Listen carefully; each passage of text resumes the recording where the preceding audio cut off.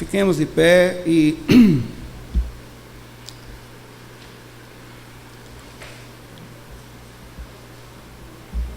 leiamos a palavra de Deus. Se depois os irmãos tiverem alguma pergunta sobre o trabalho, Ilhéus, obrigado. Muito bem, o irmão disse, cuidado que você passou a mão assim, o copo quase voava ontem. Alguma pergunta sobre o trabalho em Ilhéus, sobre a MIBREB, eu posso responder. João, capítulo 4, 35 a 38. Não dizeis vós que ainda há 4 meses até que venha a ceifa? Eis que eu vos digo, levantai os vossos olhos e vede as terras, que já estão brancas para a ceifa. E o que ceifa recebe galardão, e ajunta fruto para a vida eterna, para que assim o que semeia como o que ceifa, ambos se regozijem. Porque nisto é verdadeiro o ditado, que um é o que semeia e outro é o que ceifa. Eu vos enviei a ceifar, onde vós não trabalhastes, outros trabalharam, e vós entraste no seu gozo. Mas eu quero ainda compartilhar esse verso 39 a 41. E muitos dos samaritanos daquela cidade creram nele pela palavra da mulher, que testificou, disse-me tudo quanto tenho feito. Indo, pois, ter com ele, os samaritanos rogaram-lhe que ficasse com eles, e ficou ali 2 dias. E muitos mais creram nele por causa da sua palavra. Amém. Senhor nosso Deus, estamos agradecidos, Senhor, por este dia, pela história desta igreja, pela vida desta igreja, pelo labor, pelo trabalho, pelo que o Senhor tem feito através desta igreja, pelos teus servos que o Senhor usou, tem usado e está usando aqui. E que assim possa continuar, Senhor Deus. E só temos a te louvar por tudo isso. Eu peço que o Senhor abra nossos corações, retire de nós toda e qualquer ansiedade, preocupação, cansaço, para que possamos, ó Deus, nos alimentarmos da Tua palavra. E recorremos ao Espírito Santo, que é o nosso professor, o nosso guia, que o mesmo nos ilumine para falar com simplicidade, com clareza, mas com autoridade a Tua palavra. Em nome e por amor de Jesus, amém. Podemos sentar.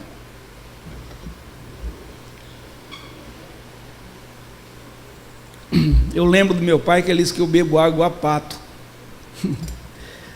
Então, irmãos, os campos estão brancos para a ceifa. Esse capítulo 4 é muito conhecido por todos os irmãos. O contexto aqui fala do encontro de Jesus com a mulher samaritana. E é bom lembrar que essa mulher seria a última pessoa que alguém judeu, poderia se interessar a pregar.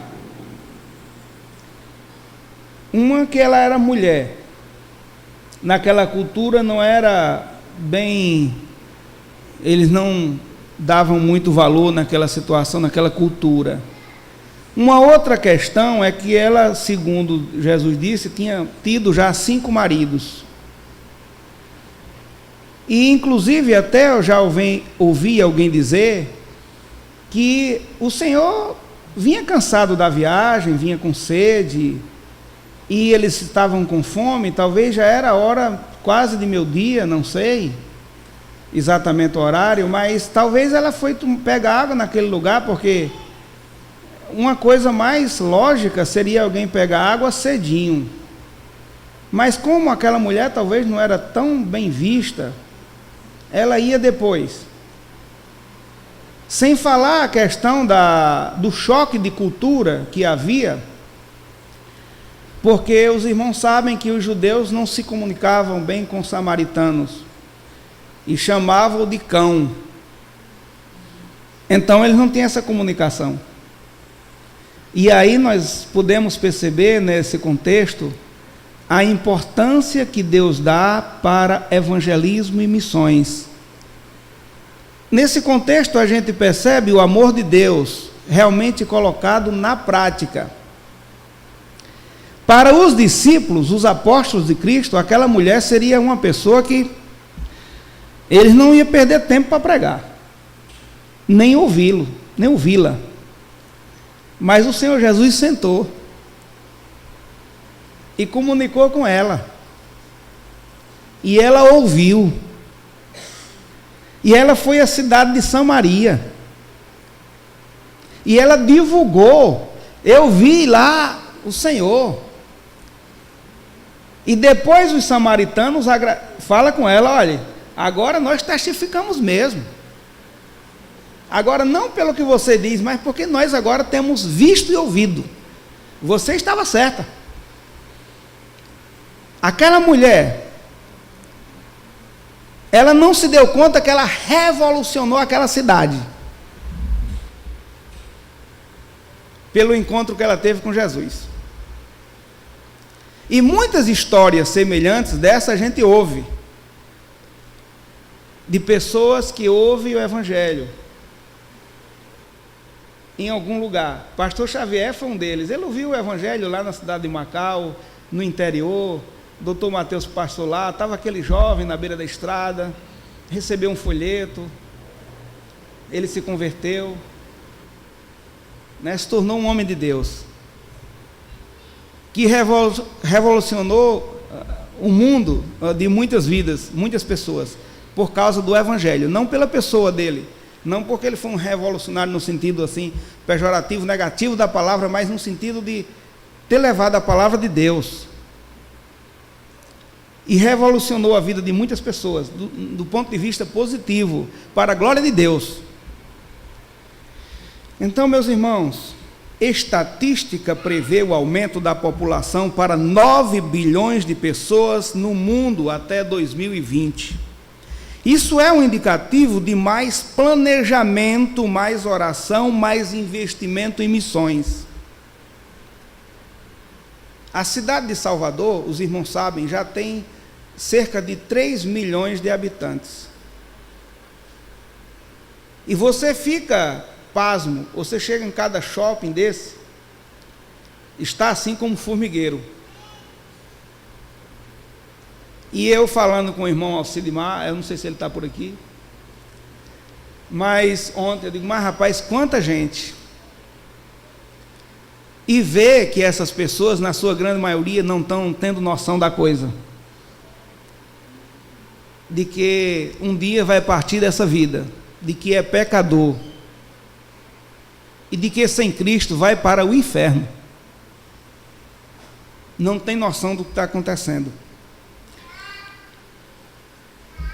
Precisamos de exercitar nossa fé, vida consagrada, amor pelos perdidos, dedicação, vida de oração, comprometimento. Está na hora de usarmos a internet para uma causa muito especial: contagiar o mundo com o Evangelho, reunir exércitos de oração pela causa missionária. A internet é usada muito negativamente para tráficos, para furtos, para desvios, pedofilia. O mercado como se diz, sexual ou pornográfico é muito grande, assustador, avassalador, mas a internet pode ser usada também como instrumento para a bênção. Eu não uso muito, mas eu vejo lá, minha filha Luísa, pelo menos, quando está em casa, Sadraque, eles entram lá num site, eu acho que é Defesa da Fé, e tem cada mensagem maravilhosa, bíblica, fundamentalista. Tem também aquela rádio BBN, é 24 horas de música boa, de mensagens. Tem aquela Bereana, que é nossa, do Seminário Batista Regular do Sul, em Pinhais, muito boa. Entrar no site, no Google, e entra, você consegue. Querendo entrar também, tem algumas igrejas que tem site de mensagem, como a Primeira Igreja Batista Bíblica, Vitória da Conquista, você escolhe os temas. mensagens boas. E muitas igrejas estão fazendo isso, divulgando a palavra de Deus, oração. Insisto em dizer que está faltando homens que se deixem ser usados por Deus para revolucionar a sua cidade, a sua região, o seu estado, o Brasil e até o mundo. Está faltando ainda homens e mulheres de Deus, de oração. Não é difícil descobrir homens na história eclesiástica que revolucionaram a sua cidade, a sua região, o seu estado, o país e até ganhou o mundo com o seu testemunho, com as suas vidas. Alguns exemplos: David Brainerd, Jonathan Edwards, William Carey, e os irmãos que fazem seminário, estudo história eclesiástica, podem lembrar de muitos outros. Spurgeon, D.L. Moody. Eu acho que também eu falei alguma vez aqui o que eu vou falar agora. E se os irmãos já conhecem o que eu vou dizer, me perdoe, eu não sei se eu estou trocando aqui os nomes, mas se não me falha a memória, Spurgeon foi um grande pregador, conhecido como o príncipe dos pregadores. Ele estava pregando e dizendo: o mundo ainda está para conhecer um homem nas mãos de Deus. O mundo ainda está para conhecer o que Deus pode fazer. Um homem na dependência, na inteira dependência de Deus. O mundo está para conhecer um homem à disposição de Deus. D.L. Moody estava lá. Eu quero ser esse homem. Foi um grande homem de Deus. Dizem que ganhou muitas almas para Cristo. O testemunho de vida desses e de muitos outros despertou, motivou a outros muitos ao redor do mundo. A única diferença entre ele e nós é que eles decidiram dedicar suas vidas de modo especial pela causa suprema do Evangelho de Cristo. Nós temos e cremos no mesmo Evangelho. Deus é o mesmo Deus. A igreja de Deus, aquelas que são bíblicas, também. O mundo mudou, é verdade, muito. Mas Jesus não mudou seu pensamento. Jesus Cristo é o mesmo ontem, hoje e sempre. Não mudou.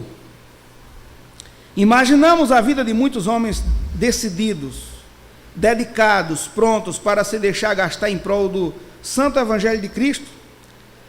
Eu creio que vocês conhecem muitos da Bíblia, mas vamos citar alguns. Algum irmão desse lado, veja aí, 2 Coríntios 12, verso 15.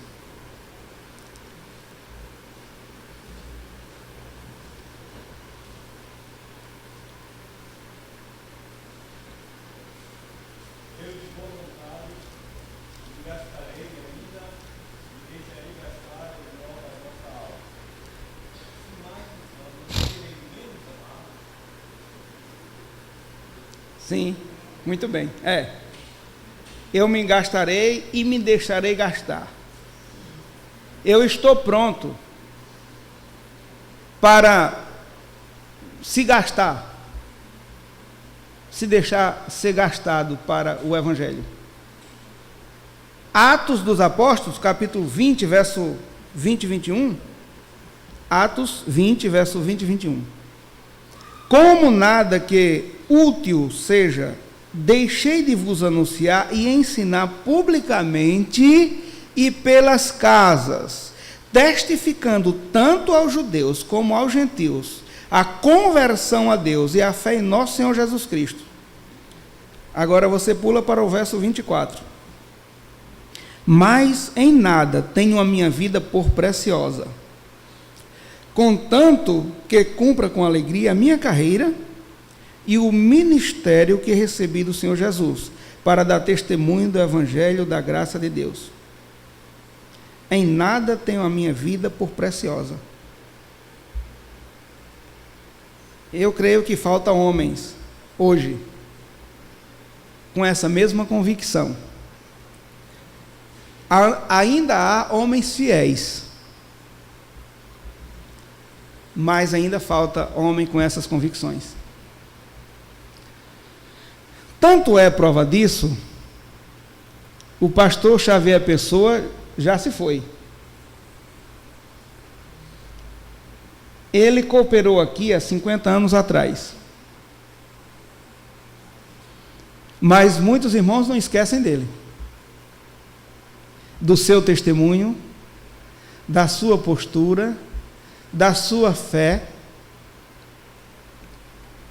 assim também como o pastor Gerson Rocha.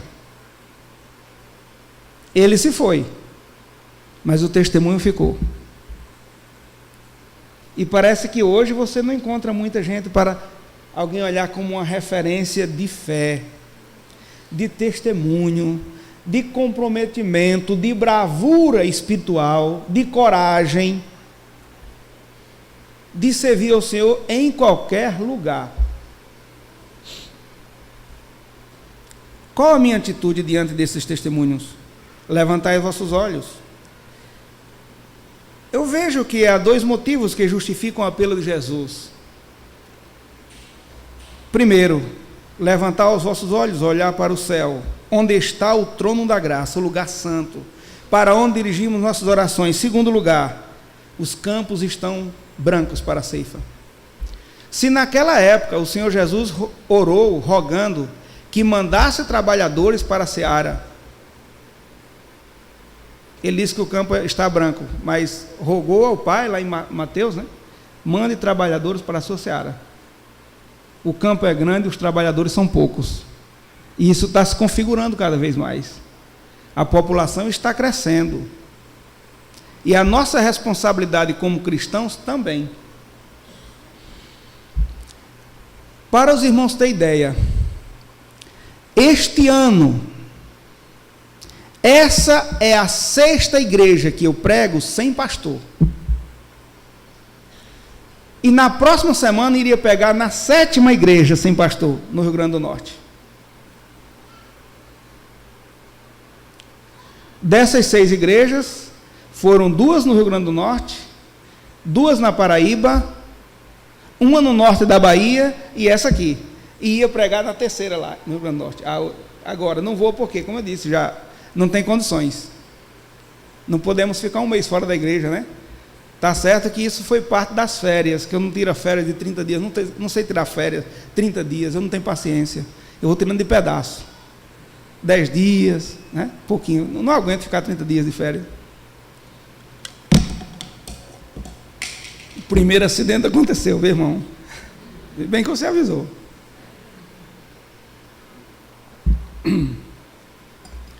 Para mim, foi um chamado de atenção de Cristo aos discípulos. Atenção, cidade de Samaria está à nossa frente. Aquele encontro de Jesus com a mulher samaritana, levantai vossos olhos, disse aos discípulos. Cidade de Samaria está aí, ó. Abre os seus olhos para essa cidade. Seus olhos estão fechados. A Bahia está à nossa frente. O Recôncavo está à nossa frente. O estado da Bahia tem 417 municípios. Nós, batistas regulares, estamos concentrados em Salvador e Recôncavo, Feira de Santana. Feira de Santana são quase 10 igrejas, com cerca de 700 mil habitantes. Ou pouco mais de 700 mil, já tem mais do que isso. Salvador com 3 milhões. Feira de Santana é 1/3 de Salvador. E tem 10 igrejas, e cabe mais. Aí tem o oeste da Bahia, 900 quilômetros de Feira, com umas 2, 3 igrejas lá, nossa. O sul da Bahia, nós estamos lá no sul, temos 70 municípios, com mais de 2 milhões de pessoas, batistas regulares só tem nós.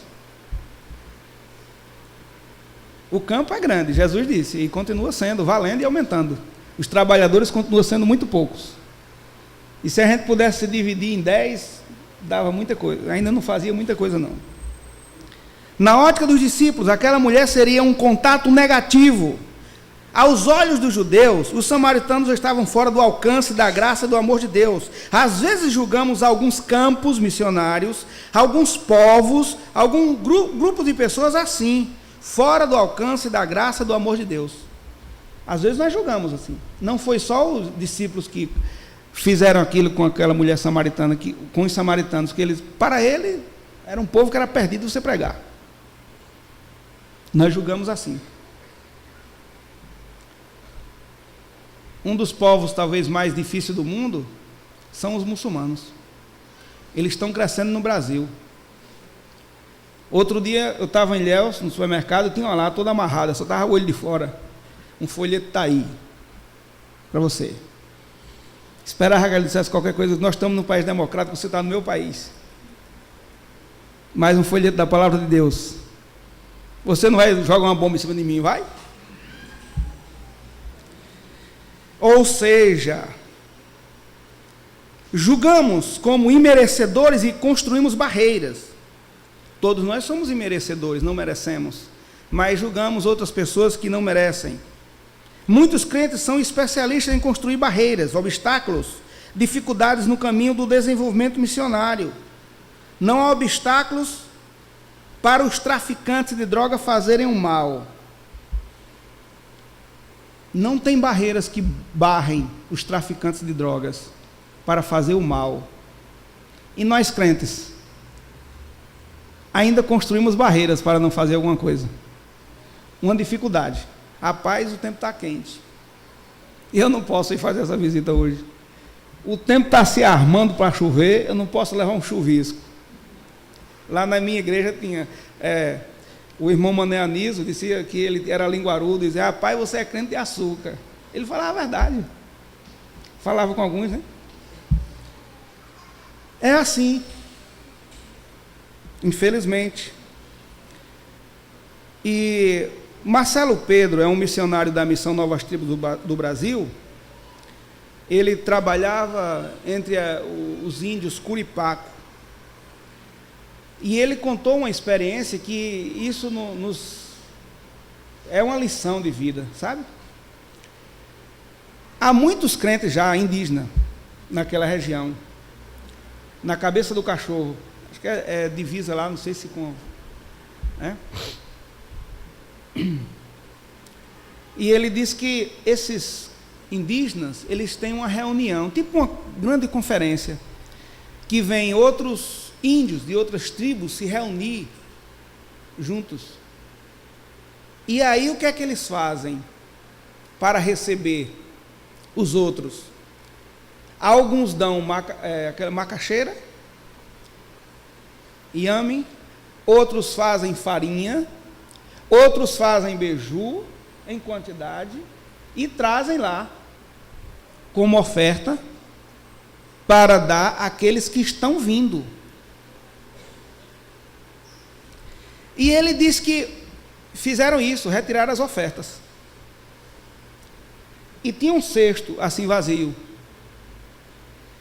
E veio um índio e entrou dentro do cesto. Assim. E disse, olha, eu não tenho uma macaxeira, eu não tenho a farinha, eu não tenho o beiju, eu não tenho nada para dar. Mas eu sou a oferta. Eu estou me oferecendo aqui, eu estou oferecendo os meus braços e as minhas pernas. Porque também precisava de irmãos para ajudar, porque lá tem muita corredeira e precisava de carregar barcos. Eu estou aqui pronto para ajudar os irmãos que estão vindo lá para cá. Estou aqui disponível, completamente. Que coisa. E às vezes na igreja precisa de irmãos fazer isso. Porque não existe. Eu acho que eu falei outra vez, numa reunião aqui de homens, que não existe crente que não possa fazer nada. E eu tenho descoberto que aquela história de crente de banco não existe. Você não já viu dizer que alguém chama de crente bancário, que é aquele que não está cantando na frente, aquele que às vezes não evangeliza, e não faz alguma coisa que aparece. Mas não existe crente de banco não, meu irmão. Lá em 1 Coríntios, capítulo 12, 22, diz que aqueles que são menor, que parece ser o menor, são necessários. Aquele membro que parece ser o menor, mesmo assim é necessário na igreja. Aqueles são importantes. Quantas vezes, às vezes os irmãos estão lá no banco, aparentemente não está fazendo nada aos nossos olhos, mas você sabe o quanto aquele irmão tem orado pela igreja? Talvez pela sua vida, pelo pastor da igreja, pela diretoria da igreja, pelo desenvolvimento da igreja. E você sabe que isso é muito importante? Quantas vezes na semana você chega e aí a grande maioria não estão, mas os irmãos do banco estão, e alegra aqueles que estão, alegra os outros com a sua presença. Isso é importante. Eu estive lá na primeira Maranata, quinta-feira, no culto de oração, e o pastor Jorge me falou uma coisa. Ele disse que o pastor Infanto pregou lá, e o pastor Infanto falou o seguinte: na escola dominical, você conhece a igreja pela popularidade do pastor. No culto do domingo à noite, você conhece a igreja pela igreja, a popularidade da igreja, ou pela qualidade da igreja, alguma coisa assim. E os cultos da semana, você conhece a popularidade de Jesus. O pastor Jorge me disse isso, achei interessante. A visão do mestre é o mundo. Deus amou o mundo de tal maneira, porque todos pecaram. Por isso o convite ele faz para todos. Segunda coisa, vede as terras que estão brancas para a ceifa. Imagina um campo de algodão pronto para a colheita. Se não colher no tempo certo, ele perde-se. Perde o peso e o vento carrega tudo. Isso aqui eu sei. Sabe por quê? Eu fui criado no sertão. Meu pai é agricultor. Eu apanhei algodão. Eu ganhava dinheiro para apanhar algodão, pequeno. Algodão, ele tem que ser apanhado, colhido no tempo certo. Assim que ele abre a casula e fica aquela maçãzinha branca, você tem que colher. Por quê? O sertão é muito quente, o sol é escaldante. Se ele não for colhido logo, ele perde peso e fica leve, o vento carrega, ele se desperdiça. Os judeus sabiam o que era um campo plantado, conservado ao trigo, um campo de árvores frutíferas, branquejando com cereal maduro. Esta metáfora representa a colheita de almas para o reino de Cristo. Naquele exato instante, aproximavam-se alguns samaritanos, por causa da mensagem que lhes fora transmitida pela mulher samaritana. Apesar dos obstáculos, estamos em vantagem em relação aos dias de Cristo.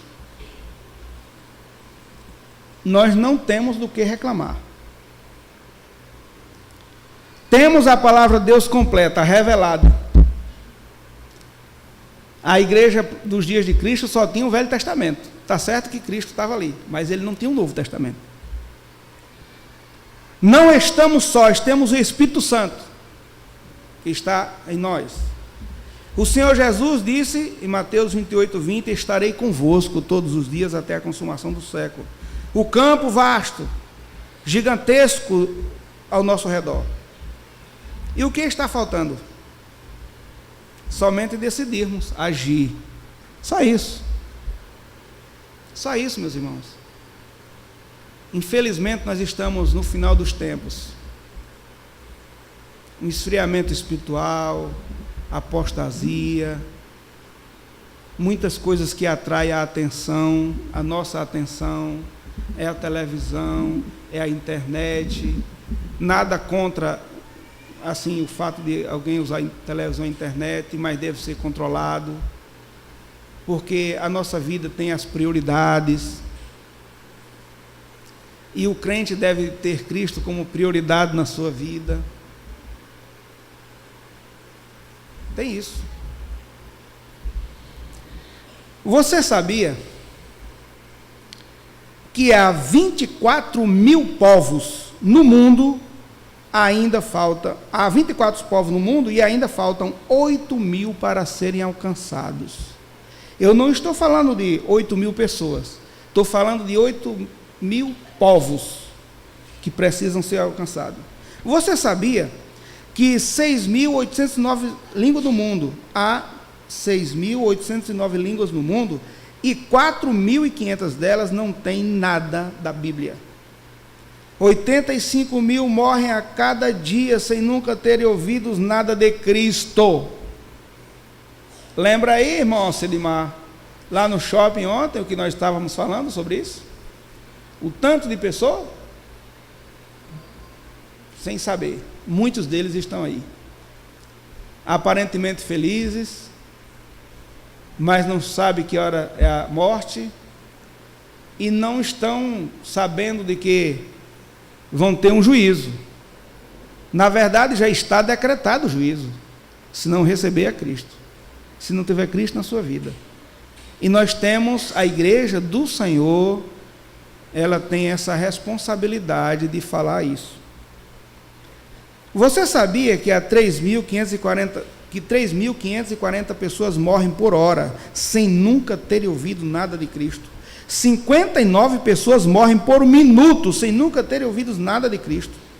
A cada hora, 2 novos presos aumentam a população carcerária. Era de 180 mil detentos, 15% a mais de que 94. O ano passado, em abril de 2012, 500 mil receberam vacina contra a gripe. 500 mil de pessoas presas. A população carcerária. É muita gente. 8,7% dos missionários desistem do campo por falta de preparo acadêmico, experiência de vida. 7,9% dos missionários desistem por falta de apoio da igreja de origem. 7,8% dos missionários desistem por falta de compromisso. 7,5% dos missionários desistem por problemas pessoais. 7,4% dos missionários desistem por problemas com colegas de trabalho. Eu creio que muitos aqui conhecem Marcos e Carol, que estão em Farroupilha, Rio Grande do Sul. Sempre eu tenho contato com ele. E desde 2011, que o seu sustento era apenas 40% do que eles precisam. Vocês sabiam que o Rio Grande do Sul está em primeiro lugar na idolatria e no espiritismo? A Bahia está em quarto lugar. Lá está em primeiro lugar. E aquele casal de jovens estão ali. Eles tentaram trabalhar, levantar seu próprio sustento, fazer tendas, mas chegou um bebê. E eles pararam de trabalhar, e ainda continua com essa deficiência no campo.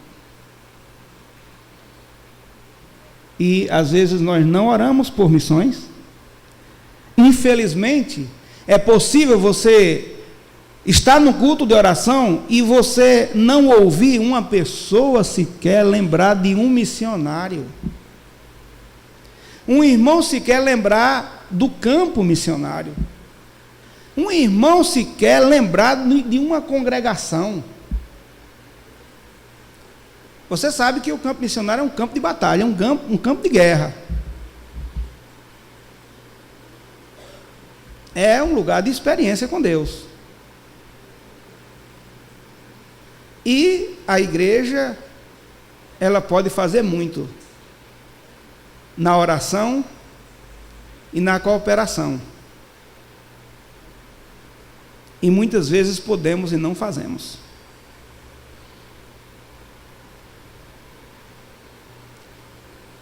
Eu acho que eu já falei em 2 lugares sobre mensagem missionária, e no final alguém disse: Deus tem misericórdia de nós. Mas é o que a Bíblia nos diz. Será que você tem alguma coisa a ver com isso? Com os perdidos? Com os missionários? Será que eu tenho alguma coisa a ver com isso? Eu tenho. Por quê? Jesus disse: ide por todo mundo, pregar o evangelho a toda criatura. vocês são minhas testemunhas, tanto em Jerusalém como Judéia, Samaria e até os confins da terra. Charles Finney, que tinha sentimentos muito profundos, fortes nesse assunto, declarou com compaixão: a influência contraproducente da igreja que não quer trabalhar é pior que a incredulidade. Irmãos, quanto tempo eu tenho? Eu já estourou. Se estourou, eu paro agora. O tempo, me desculpa aí, eu não olhei, não perguntei o tempo. Se for parar, eu paro, viu, irmãos? Eu não quero abusar, não, eu quero respeitar a hora. Pode continuar, irmão Sinésio? Eu paro aqui. Não, eu quero que fale a verdade, só eu paro, eu encerro, a gente conclui. Viu? Eu não quero puxar aqui, não. Hein? Pronto, então já é 10h15, já passou. Então vou concluir. Então vou concluir, viu, irmãos? Passar para o final aqui. Vou passar para o último para encerrar, me desculpe aí. É tempo de colheita, a chamada já foi feita. É um fato inegável que a partir de Jerusalém a igreja se expandiu pelo Império Romano logo no primeiro século. Desde o dia de Pentecostes, quando a igreja teve o seu ato inaugural, assumiu a forma expansionista. A evangelização era a prioridade. Não se tratou de nomear comissões, de redigir documentos, Reage Rio, Caminhada pela Paz, Projeto Jonas, Show Beneficentes, SCC, EJC, Ação Político-Social, ou de contextualização, Marcha para Jesus. Não precisou disso. Tratava-se de dar testemunho da ressurreição. A igreja tinha compaixão pelos perdidos. Não há outro nome pelo qual importa que sejamos salvos. Muitos de nossos irmãos olham para as dificuldades, para as barreiras, que muitas vezes ajudamos a construir. Tentam se esconder por trás das desculpas, como se Deus perdoasse desculpa. Deus não perdoa desculpas. É apostasia, é comunismo, síndrome do comodismo. Nós batistas regulares somos assim mesmo. Preguiçosos, não gostamos de orar, de evangelizar, de fazer missões. A nossa igreja é pequena, nossa igreja é pobre, nosso pastor não incentiva, departamento de missões não funciona, nem temos um departamento de missões, não temos um treinamento. Bom, se você diz que é batista regular e diz que é preguiçoso, não gosta de orar, de fazer missões, você assuma sozinho. Eu não, estou fora. Eu sou batista regular, mas eu sei que preciso orar, eu sei que preciso evangelizar e eu sei que preciso fazer missões. E se você olhar na história eclesiástica, você comprova isso. Sabe o que nós precisamos, irmãos? Obediência. Tem muitos textos aqui, vamos pular para frente. Chamavam a igreja de Spurgeon de armadilha de almas. Oxalá merecesse igual fama às igrejas de hoje. Concluindo, irmãos, os campos estão brancos para a ceifa. Hoje o islamismo é 300 mil no Brasil. Em 2000 eram 27 mil. Em 2011 cresceram 1.100%. Uma média de 100% ao ano. Significa que temos muito trabalho pela frente a ser feito. Precisamos nos envolver mais, ainda que devagar, porém constante. Como diz aquele texto de 1 Coríntios 15:58. Os irmãos já sabem. Sede firmes e constantes, sempre abundantes na obra do Senhor, sabendo que no Senhor o vosso trabalho não é vão. E eu vou concluir com a frase: enquanto houver uma congregação precisando de apoio e um missionário de sustento, a igreja não pode parar de fazer missões. Que o Senhor nos abençoe. Muito obrigado e desculpe pelo abuso do horário. Eu sou pontual, eu não gosto de abusar não. Então o irmão está com a palavra.